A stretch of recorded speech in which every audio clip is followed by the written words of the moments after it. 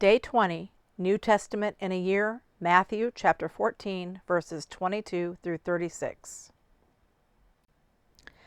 Immediately after this, Jesus insisted that his disciples get back into the boat and cross to the other side of the lake, while he sent the people home.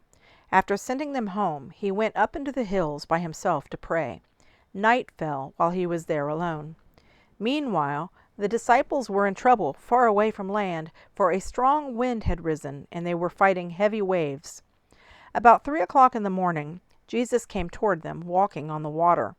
When the disciples saw him walking on the water, they were terrified. In their fear, they cried out, "It's a ghost!"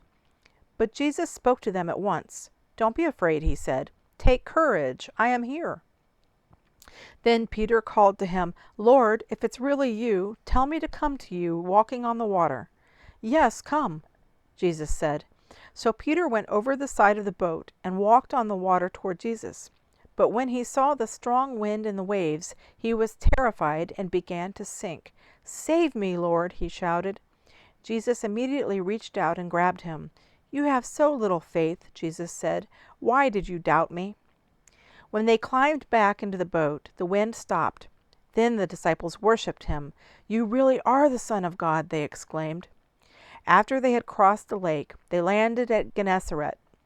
When the people recognized Jesus, the news of his arrival spread quickly throughout the whole area, and soon people were bringing all their sick to be healed. They begged him to let the sick touch at least the fringe of his robe, and all who touched him were healed.